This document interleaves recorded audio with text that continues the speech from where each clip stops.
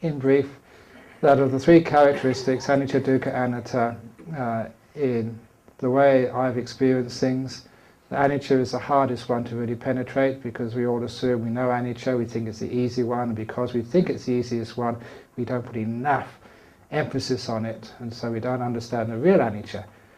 Anatta, I say, is the easiest. Many other people say it's the hardest, and the reason I say it's the easiest because it's very clear what anatta means, that any of the five khandhas in any form whatsoever, the form, the feeling, the perceptions, and also the most important one is in sankhara, not the most important, but one of the most important, the sankhara, and I take out Chetana as one of the most important parts of sankhara, that Chetana is not me, not mine, not a self. It's not your will. It's not your choice. The Buddha said that many, many, many times. The Jhana is not yours. It's not yours. It's not yours. It makes that because it goes against the grain. Because it's so obvious that I decided to get up this morning and come here or just to sleep in. I decided what to eat. That's what it looks like. But to actually uncover that and realize that there is no one in control. Now that's a big insight. And I talked about that already. As for the dukkha, that too is very difficult to see. As I mentioned in question time, that the Four Noble Truths, everybody who's a Buddhist can recite the Four Noble Truths, many in Pali. Well, the Buddha said if you really knew the Four Noble Truths, you'd be Aryan. He said through not understanding the Four Noble Truths. That's why the Buddha said, I had to be reborn so many times through samsara, suffering birth and death. Why? Through not understanding the Four Noble Truths. So do you understand the Four Noble Truths? And if you are, you can put your hand up and say you're an Aryan. So there must be something you're not seeing. And that's the hardest thing, to see what you're not seeing. What we do see, what we do understand, that's easy. But it's that aspect of dukkha which we haven't yet seen. Now that is a problem. And I did mention, again, when talking about the data from the jhanas, that there you have bliss. And I've mentioned it's important you have that bliss. And don't be afraid of that bliss. As the Buddha said, don't be afraid, make much of it, follow it, develop it. Nabayitabang, bahulikātabang, bhavetabang, asevitabang. Sometimes I get the order wrong, but it's those four terms. He was saying, develop it. You say, why? Did the Buddha just want the monks to bliss out and have a happy life? Was that the purpose of monastic life, just for happiness and bliss? No, it's because experiencing that bliss, you realize that all bliss, all happiness is an ending of suffering. It's some pain, some irritation, some affliction being taken away, that is called happiness. So it's when you experience the bliss in the jhanas, you reflect, what has been taken away? What degree of suffering has been taken away that now I'm experiencing bliss? And I'm just summing up what I said earlier on, because I want to go on to anicca. What's been taken away in the first jhana is your body and five senses. And that's the first time it's been taken away. And so now you actually realize, not as a theory anymore, that the body, seeing, hearing, smelling, tasting, touching, actually is dukkha. No matter what you do with that body, no matter how healthy, fit, wealthy, powerful, no matter how, if you're a wheel-turning emperor, if you're the richest person in the world, if you have a whole harem of beautiful girls, the best possible food, whatever sensory enjoyment you can get in this world, if you had all of it, it would still be suffering. And that's the message of the first jhana. Nothing, no sensory pleasure at all can compare when all those five senses vanish. And it hits you. The five senses are actually dukkha, no matter what you do with them, because it's an experience. And of course I mentioned the second jhana, Jhana, will, is suffering. I used to call, in similes, the Jhana like the prison guard. So you're being born in this prison, in this cell, and the prison has 5 high walls. And those 5 high walls are seeing, hearing, smelling, tasting and touching. Because that's all you experience. And the prison guard stops you from escaping. Not only stops you from escaping, but stops you from being still. Come, get up, go to the toilet, get meditation, do jhanas, go and get a nice job, go and do something. The will is actually your torturer, never allowing you to rest and be still. It is, as I said, enemy number 1 of enlightenment, the will. And that's why Mara is the head of the control freak realm. Control freak, those who wield power, control of others' creations. So Mara, will and Mara, they go together. So whenever you see will coming up, Mara, I know you. Recognize your will, your control, your choice, your doing, not as your friend, not something which you can use skillfully to get free from suffering. Will is the problem. You don't use it to get rid of the problem. It is the problem. Understanding that, you understand why we say letting go, stop. And that is an insight which is very open to you. It's there for you in 2nd jhana and above. Jhana is gone. So lovely, so free to be out of this jail. So this prison guard is not always telling me, come, sit up straight. Come on, get up, walk, do this, think, do something, plan. You've got many things to do. Don't just sit there. In Christianity, they had this word, the devil makes work for idle hands. It's totally opposite. That's why Christianity never gets enlightened. They can't sit still. But Buddhism has the opposite. Idle hands is a way to escape the devil, to escape Mara. The idle mind, the still mind, the peaceful mind. And you all understand that stillness, this is why I always said samadhi, call it stillness. Get the idea of stillness, nothing moving. Jhana stops stillness. Jhana is the enemy of stillness. Jhana is what makes things move. It agitates samsara and keeps it rolling.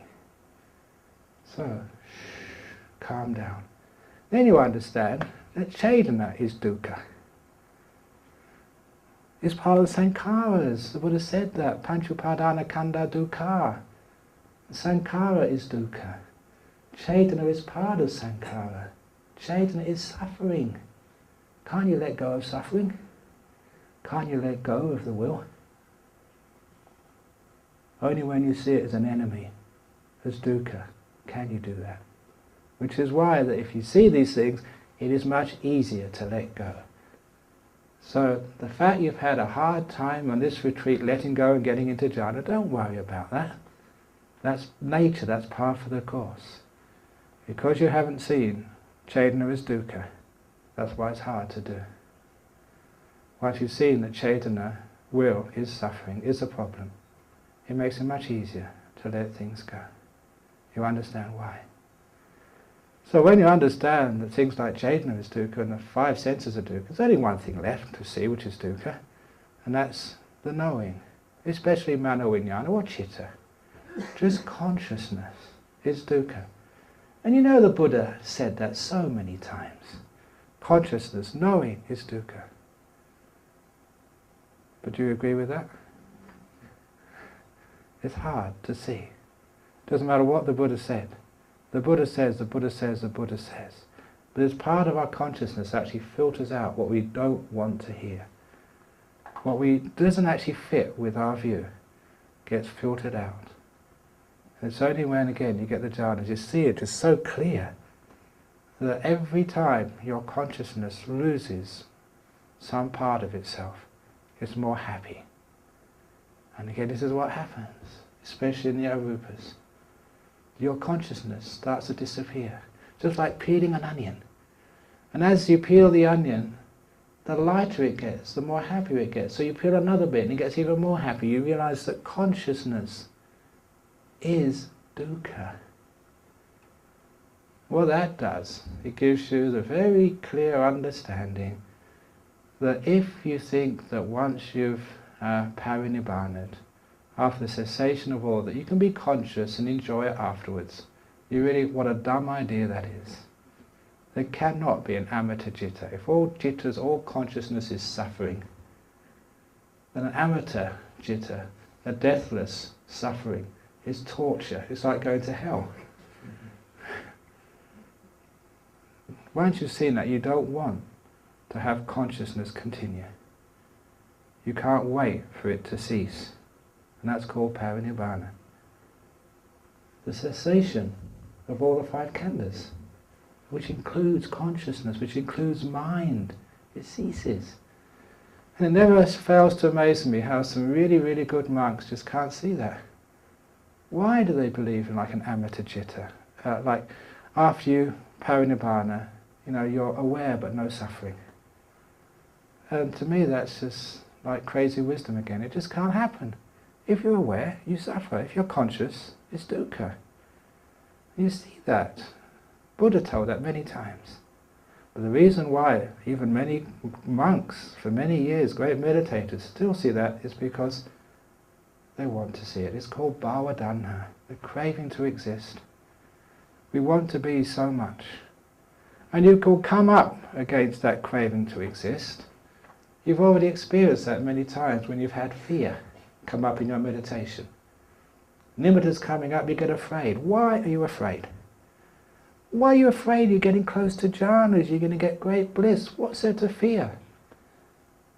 What's fearing is some of you is disappearing. Your idea of existence, of me being aware and being able to control things, is disappearing. Now that is fear. Fear is always something which you're very attached to, about to be taken away from you. That's my definition of fear. Something you cherish is being taken away. It hasn't been taken away yet, but it's about to be, and that terrifies you. Why? Because your whole notion of who you are is about to change.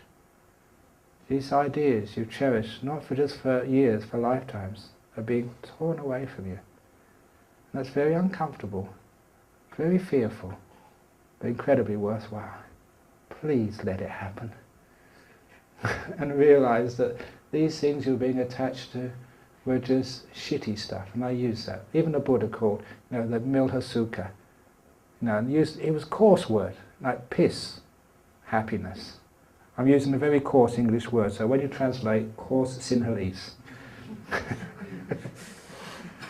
Because that's what it meant.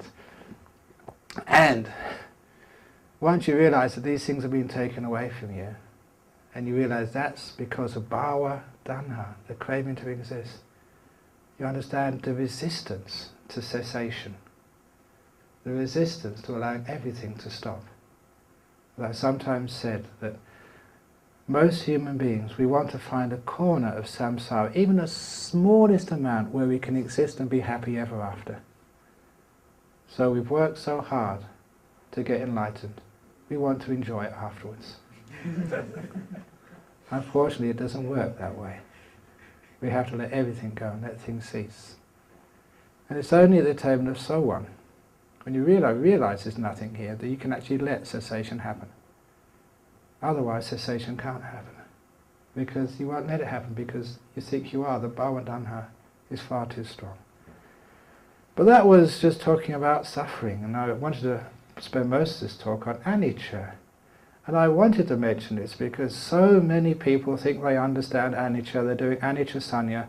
They watch things come and go, they watch thoughts arise and thoughts pass, Vedanas, feelings in their knees come and go, they see time come and go, retreats come and go, people come and go, all sorts of things come and go. They get enlightened? No way. Because it's just superficial anicca. I use the simile of just like you're watching a lake and you can see the waves go up and the waves go down. The waves go up, the waves go down. You think you understand anicca. See, things go up, things go down. Anyone can do that. But real anicca, the real insight into anicca, is when you're sitting by the lake and you see the waves go up, the waves go down. Sometimes they're tall waves, sometimes they're tiny ripples. And one day you're sitting there and the lake disappears. It vanishes. The screen on which this rise and fall takes place, that too disappears. The lake has gone, and all the mountains and sky above it have disappeared. Because when you just watch the waves come and go, you haven't seen the water come and go yet. It's just the waves, surface phenomena. When you see things totally disappear, that rocks you, because lakes aren't supposed to suddenly vanish. You've never been taught that. That's against science. It's not supposed to happen. But there, the lake has gone. Or for the lay people to watch TV. It's like you have these 6 channels on TV. You have sight channel, sound channel, smell channel, taste channel, tactile sensation channel, and mind channel. And you surf the channels like people do. Is anything on sight channel today? No, it's boring. What's on sound channel? Nah, that's no good. What's on mind channel? All my favourite fantasies and dreams. What's on that? And yes, you can see things rise and fall. You can see the programs change. You can see just one channel switch to the other channel. Now you're seeing, now you're hearing, now you're having a fun time, now you're having a not so fun time. It's easy to see those 6 senses come and go. But it's very difficult to see the TV set disappear. Now that's the interesting one. Where you're watching the TV and then suddenly the TV set's gone. It's vanished. And that's not covered by your insurance warranty. It's not supposed to happen. Where the hell has it gone? Now that's the experience of anicca. Things have ceased, vanished, gone. Where have they gone to? This is the screens on which things are played out. Now that is a powerful anicca. First place where I learned Pali, and I'm not an expert on Pali, but fluent enough, was I had to study Vinaya. And the reason was, in the Thai forest tradition, the Vinaya was just passed on from sort of teacher to student to teacher. A lot of it never made sense. There seemed to be too many errors. So when I first started looking at actually the books, what the Buddha said about Vinaya, you saw there's many errors there. But that was only the English translation, so I thought I'd better learn some Pali so I can actually understand what are the rules which I'm supposed to keep. And when you learned Pali and started looking at the Vinaya Pitaka in Pali, one of the things which I noticed was the different types of meals for monks. You know, things like salaka bhat. That's when you have the times is usually famine. You have straws which you actually the laity, they put food down their little straws, and you choose it by lots. Now by picking a straw, and if the straw says number 3, you take food number 3. That was salaka bhatta. You know, Udesa bhatta is Nimantana bhatta. Udesa bhatta, when the lay people say, you and you, those 3 monks will come to my house tomorrow. Nimantana bhatta is when they invite, say, 4 monks and the Bhattu Desika, the monk in charge of this particular management of the monastery. He chooses which 4 monks are going to go today, which 5 monks are going to go today. But there's also a type of food called nicca bhatta, which is the opposite of anicca. A nicca bhatta means a regular supply of food, which means, suppose like Mr. Prem comes to Narvada Centre every Friday. So every Friday is his day to give dana. And that's a regular supply of food, every Friday. It's regular, you can count upon it, it's always there. And that was one of the great meanings of nicca. Regular, something was always there. And anicca means something which was always there disappears. Friday comes and he doesn't turn up. It's never happened before. He's vanished. He's gone. And that's another meaning of anicca. Things which were always there now are gone. Screens, TV screens vanish. Lakes disappear. Things which you have counted on, relied upon, thought were always there for you, are now vanished. And it's those things which were always there, which because they were always there, you assumed were permanent. And because they were permanent, you said that that's me, that's myself. Consciousness. I'm not talking about the 6 forms of consciousness, but this general word which human beings think as being conscious, as being aware. It's always been there for you. Whenever you want, you can be aware. Imagine when that's taken away, that disappears. It's not what happens on that screen of awareness, it's awareness itself vanishes. Not what you're aware of, but the screen, the foundation, the floor on which awareness stands disappears. That's what happens in the arupas. Consciousness, mind consciousness, vanishes. Because of that, you realize, my goodness, knowing is impermanent. Because you've seen it vanish, because it's not permanent, it's obvious that cannot be a self, it cannot be me. There cannot be an amateur citta, there cannot be existence after parinibbana. It's the cessation of all existence. It's bhava-nirodha, the cessation of existence, of being. I think even the Buddha said in one sutta, when he talks about bhava-nirodha, many monks get afraid. Because it's the hardest thing to give up of all. Yeah, you can give up your sex when you become monks, you can give up your money, your family, but to give up existence, can you give that up? That's the hardest one. But that is the final test for Nibbana. Can you let that one go? Can you understand it's anicca anyway? As someone once said in the interviews, they say they're doing anicca sanya, everything rises, passes away, so they realise if they actually hold on to anything, they're holding on to what's going to be taken away, they're letting themselves in for suffering. Whatever you hold on to, it's going to be taken away from you. It's anicca. It's there, now it's going to go again. So all your health, doesn't matter how healthy you are after the doctors have come to see you, you're going to get sick again. That's why my great teacher, Ajahn Brahm, when I was sick with this typhus fever, one of the worst illnesses I had, and feeling really depressed, low energy, pain, because that's what you get when you get fevers and just can't get up. I've mentioned just going to the toilet similarly, just so hard even to stand up. But then, the great master, Ajahn Brahm, came into the hospital just to visit me. Now imagine that, this great monk comes to visit you. And all my sort of pain and depression just vanished. I thought I was so inspired and honoured and just grateful that a great master had come to see me in hospital. But my elation only lasted about 5 seconds until Ajahn Brahm gave me a Dhamma teaching. He only stayed by my bedside about 5 seconds. Because what he said, Brahma Wangsa, you'll either get better or you'll die. And then he went out. He's a great master. No messing around. No, how you're feeling today. Is it getting better? Are you being well looked after? And everything's okay back in the monastery. They're looking after your things in your heart. None of that sort of stuff. Straight punch right to the chitta. You're either going to get better or you're going to die. And that's not what I wanted to hear, but I thought about it afterwards, and you couldn't fault him. That's the trouble. That was the worst thing. He never made mistakes. It was straight true, and I hated that.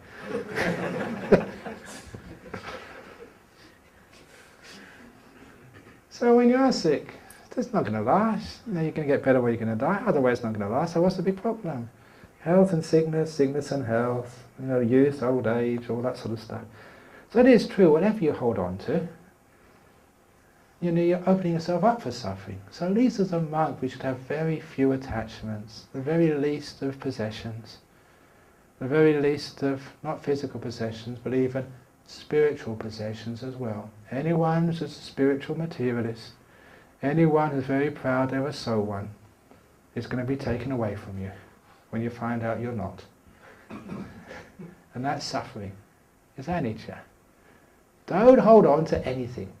The idea of Sowan, Sakadagami, Anagami, Arahat is having less pegs to put things on, less attachments.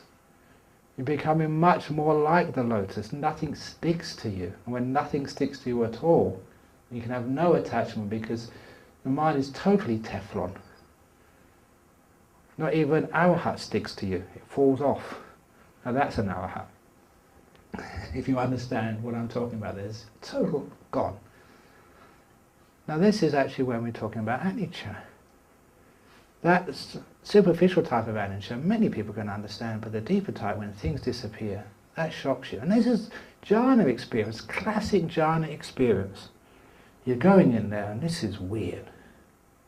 All jhana experiences, especially for the first time, are the weirdest things you've ever experienced.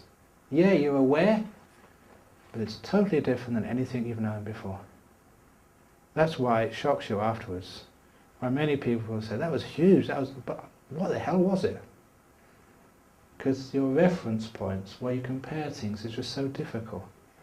So that's why many times you have to have experience of jhana several occasions before you can really get to understand it.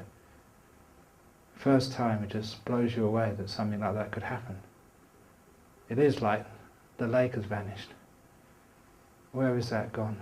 Shouldn't go, but it has gone. And that's when you contemplate all these things which for you were there. The screens, which you assumed were permanent. Yeah, you understood. The programs came and go. Yeah, that's easy to understand. But to understand even the TV set is subject to cessation, can just dissolve and go to nothing. That's a very tough one to understand, unless you experience it. And to understand that all these five khandhas, all of them can just cease without remainder, are subject to cessation. That changes the whole ball game, as they say in the West. Whole understanding of what we're here for. It's not to enhance the five khandhas, to shine them up and get rid of their faults. It's not like taking a vehicle like a car, which is not running smoothly, and take it to the mechanic so they can tune it up, oil everything so it runs perfectly without ever breaking down. It's not just trying to get this life of yours tuned up, all the sort of faults in it taken out so it can just run smoothly into some sort of heavenly existence. No, it's just taking the car to the mechanic and letting the mechanic allow the car to vanish. So it's gone, you haven't got no car anymore. Now of course that's tough for people to understand. That's why I don't usually teach like this, except to monks. If I teach like this many times to lay people, they don't want to be Buddhist anymore. They want to be Christians. They want to go to heaven. They want to enjoy life. They're not ready to disappear yet. They're not ready to check out of the hotel. But this is what real Buddhism is, and that's why even the Buddha said it's so hard for people to understand this. But there are some people with little dust in their eyes. People can maybe, just maybe, understand this is reasonable. To understand that where else can suffering end? Look at just Vedana, just the rise and fall of Vedana. You notice that this is a pretty easy contemplation, but it's very powerful. Every time you have pain, what is it? Does it last very long? Doesn't matter what pain you have, it's always followed by pleasure. And pleasure is followed by pain. So all that Sukha Vedana is just the space between Dukkha Vedana. Dukkha Vedana, Sukha Vedana, Dukkha Vedana, Sukha Vedana, that's called life. And you can't have just only Dukkha Vedana. It has to be followed by Sukha Vedana. You can only go to hell realm for so long, and then you have to leave. I read this story in a review of a book on torture. It's a very gross subject, but it just shows you just Dukkha Vedana and Sukha Vedana, how they work. This was in Argentina about 30 years ago, when the country was run by a military junta, and many people were arrested without any warrant by the army and the navy and they were taken to underground cells and tortured. And was one journalist, because he was well connected to the United States, he disappeared in the middle of the night. They took him to the underground cells and tortured him. But when his wife contacted the journalists in the United States and they realized he was missing, they put a lot of pressure on the government, so he could not be killed. He survived. And he told the story of what happened. But the particular part of this, it was a book called Prisoner Without a Name, Soul Without a Number.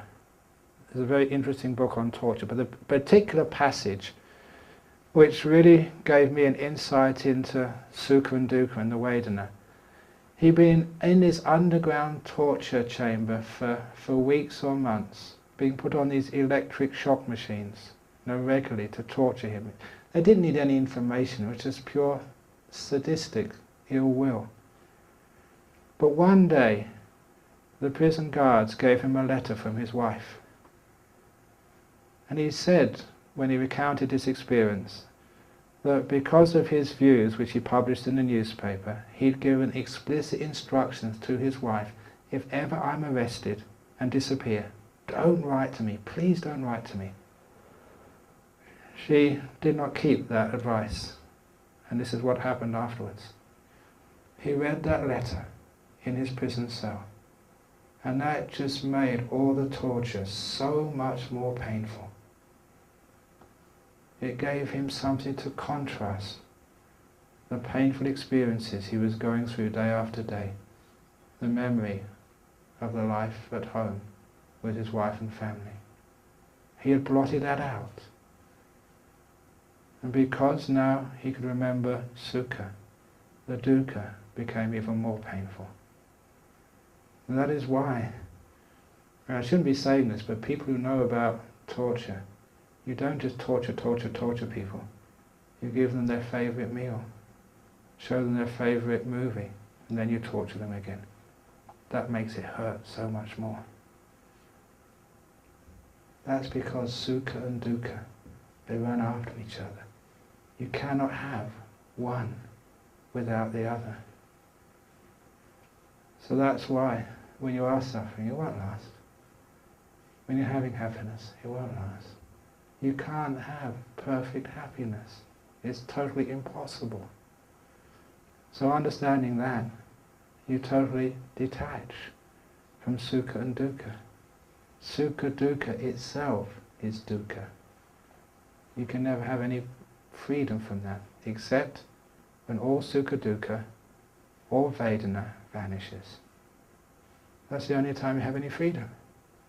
Otherwise you're compelled to be in a prison one day, in a holiday camp the next day.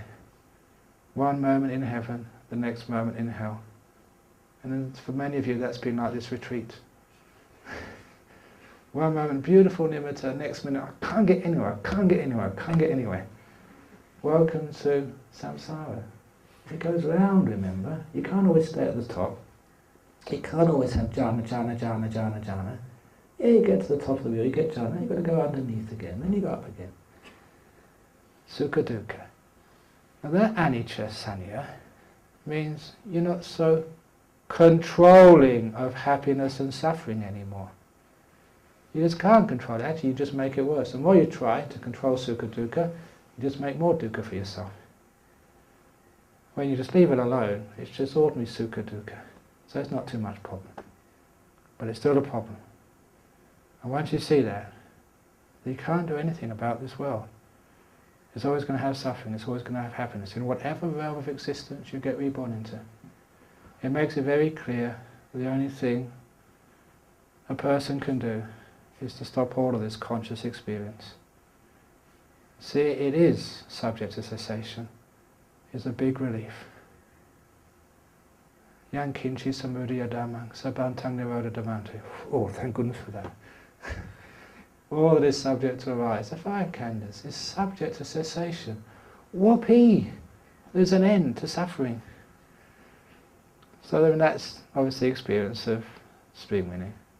And of course once you see that, once you see there's no self in there, there's no thing to hold on to, that the screen disappears, it's disappeared once, and that gives you the clue that there's nothing really there, nothing to hold on to, then you can let go. It's possible to let go. In fact, it becomes automatically letting go. You can't help yourself. So that's why once you become a stream winner, you can't suddenly stop and say, no, I'm now going to become a bodhisattva. I'm going to push off my enlightenment so I can become a Buddha in some future life to help all other beings. You just can't do that. Remember, your Chaitanya is not under your control. Your will is an automatic process. So you can't help but become an Arahant. You've just got no choice. It's like getting on a bus. You know, some of these buses, they only stop when they get to Colombo, they don't stop on the way. So once you're on that bus, you can bang on the door, say, let me out, they won't let you out until they get to Colombo. That's the bus to Nibbana. You become a stream winner, you're on the bus, let me out, I want to help all sentient beings. Sorry, we're not stopping till Nibbana. And that's what it's like, so you've got no choice. You know, you never did have a choice anyway. It's totally brainwashed, conditioned process. You're not in charge of your will. So these things stop. So anicca sanya, the perception of impermanence, is not just rise and fall. See things totally disappear, vanish. That's why what is that whole process? Yata bhuta no, from samadhi pachaya yata bhuta yana dasana. From stillness you see things as they truly are. Yata bhuta yana dasana pachaya nibbida. Nibbida is just, what am I holding on to this mess for? I'm not going to hold on to this mess. To hell with all this stuff. And then nibbida pachaya viraga. This is one sequence anyway. Viraga does not just mean dispassion, it also means fading away. And I prefer the fading away, because this is actually what you experience. Samsara fades away. Just like this phantom, which gets more and more see-through, like a ghost vanishing. You see it there like a person, and then you start to see through them, and they just vanish slowly, and then they're gone. This is a vanishing of the will. So vanishing of the body first of all, as you get into jhanas. The vanishing of the will, it just fades and it's gone. Because viraga leads to cessation. Things have stopped. Cessation, Nibbana. Let go. And parinibbana. Everything disappeared. Gone at last. Poof, you vanished. No more 5 senses. No more 6th sense. No more khandhas. No more you. You've finished. But some people ask, but I don't want to go.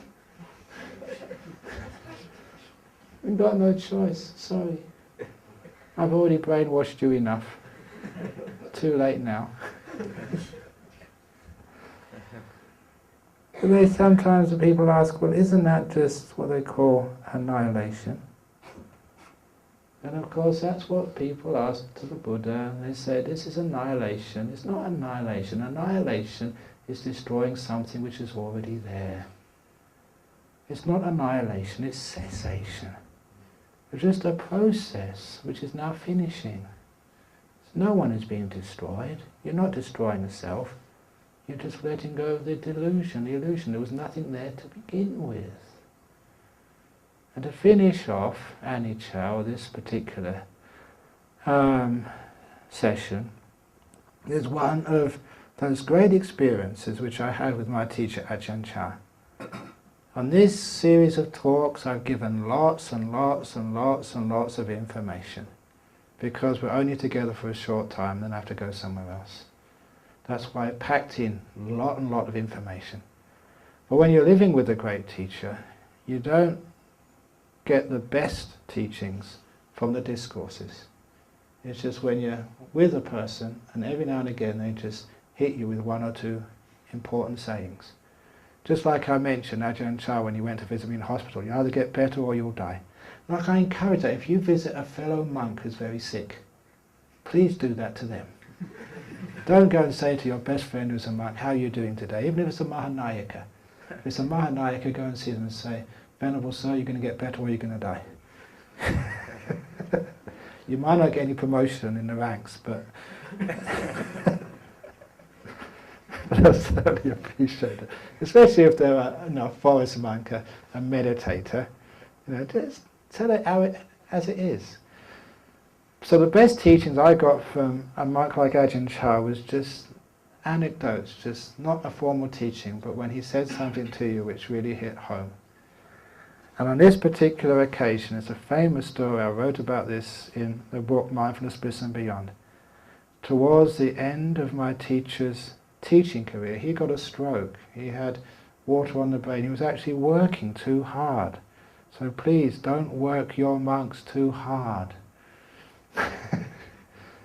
So he was working so hard, he wasn't resting at all. And that's why he had this water on the brain which destroyed a lot of the brain. But before that happened, he was starting to feel sick. And again, because the Western monks, we'd actually looked at the Vinaya, we saw that there was something in the time of the Buddha called a Jantagara, like a fire room. It was like the sauna. And as monks, many of the monks, they remember the time when they used saunas, and they said, well look, it was actually allowed in the Vinaya Pitaka for monasteries to have saunas. So why don't we build one, for ourselves, but also for our teacher? And maybe it might, help his health. But there was also an underlying motive, because at that particular time, I was staying with many of the other Western monks in a monastery about 6 kilometers from where Ajahn Chah was staying. So we thought, if we made this sauna in our monastery, our teacher, Ajahn Chah, would come over at least once a week. And we'd be able to see our teacher, he'd be able to give us a teaching. And it was a very good plan, well exercised, and it worked. So Ajahn Chah would come over to our monastery once a week, and he would give a nice Dharma discourse, we could ask any questions, and then he'd go and have his sauna. And this had been going on for many weeks, and on this one occasion, Ajahn Chah had given a magnificent discourse. And sometimes, sometimes it really hits home and you get so inspired. And if you ever get inspired by a discourse, don't wait to listen to the translation, just go out and meditate and use the energy. Because that's what I did, I was so inspired. Instead of actually doing my duties to a teacher, which is helping him in the sauna, there's other monks to do that, I went round the back of the hall and meditated. And because you were inspired, it was so easy to get into a deep meditation. That's why I say inspiration is a really great cause of samadhi. Anything which has inspired you, even you inspire yourself, sit down, you get instant piti sukha. So I got a very beautiful meditation, and again, in those deep meditations, you don't know how much time has gone past. So I got out afterwards, and the first thought was my teacher. So much gratitude to your teacher for allowing you and giving you encouragement and inspiration to get into these wonderful states. What can I do for him? And I thought there may be a chance he's still in the sauna, because sometimes it takes a couple of hours. With talking to people and undressing and getting in there, getting massaged and drying up and washing everything afterwards. So I thought there may be a chance I could still do some duties. So I went walking towards where the sauna was located. But I realised I was too late, because I saw Ajahn Chah coming in the opposite direction. We were going to cross on the path. And so I had no choice, I had to sort of go up to him. And that's when he looked me in the eye. A very fierce but kind gaze. He was reading my mind. And good monks don't do this all the time. It's only when there's something useful to read that they look at your mind. A lot of time, I'm not going to look at your mind, it's rubbish, crikey, I've got much better things to do than that. But because he noticed, because the facial features, the smile, I just emerged from a good meditation, he saw that and checked me out. And then he stopped me. And that's when he tried to give me like a seed of enlightenment, just like the Buddha did to Bahiya. Sometimes the Buddha could see someone is ready. And so he tried to make that last jump, from samadhi to yatha bhuta jnana dassana, to see things as they truly are. So he looked me in the eye and said, I'll do the Thai translation into English. Bhagavato, why? That's how he taught. He grabbed you and asked me the question, why? My mind went blank, and the answer came out. I don't know. I said I was stupid, I'm only a few reigns as a monk.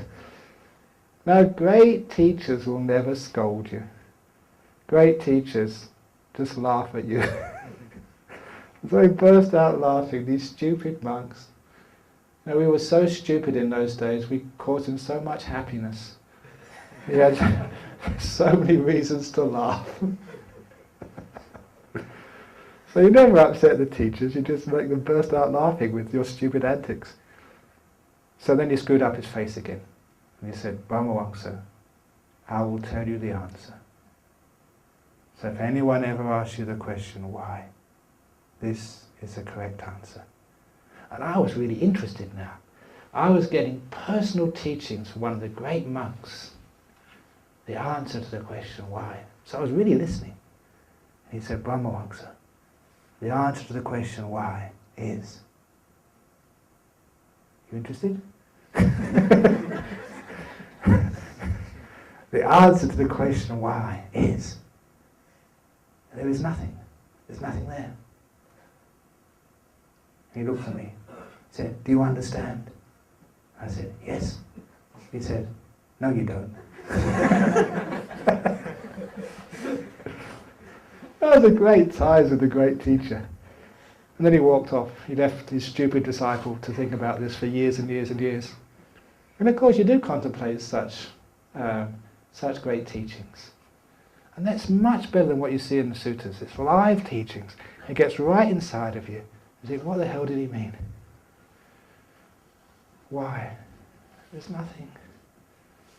There's nothing there. So what are you worried about? What are you striving for? Nothing there. Nothing to do but to let go. Cease. Why? Because there's nothing to keep. There's nothing there. So there's a great teaching from a great monk. And how do you know there's nothing there?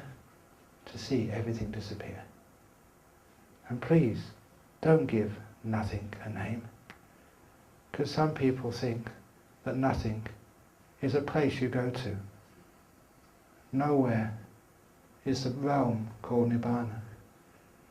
No self is the experience of the real being. They give no self a name. I mention a story again from English literature. This is the one from Lewis Carroll and Alice in Wonderland. There's a wonderful story how people, they hear the word nothing and they think it's something you gain, and nowhere is a place and no one is a person with that name. Because in this little story from English literature, this character Alice finishes her journey by coming to see the Red Queen. And the Red Queen asks her, I'm waiting for my messenger who's been travelling on the same road. Did you see anyone on the journey? And Alice said, I saw no one, Majesty. You saw no one? What great eyes you've got. It's hard enough for me to see someone, but you can actually see no one. You've got great eyesight.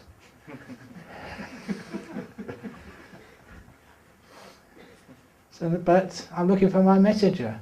Did anybody pass you on the road? He said, nobody passed me on the road. That must have been my messenger because he walks very fast. And so it goes on like this, where it makes nobody a person, nowhere a place, and nothing a possession you gain at the end of the path. Be careful. In the Udana, where it says there is ajata, asankata, what's the other words? Abhuta. These aren't names and realms. These are the absence of birth, the absence of being, the absence of conditions. Don't make no one a person, nowhere a place, and nothing an attainment. Otherwise you miss Nibbana. Anicca, Nothing there. So let it all go. So that's the talk today on Anicca Sanya. Have a nice time translating it.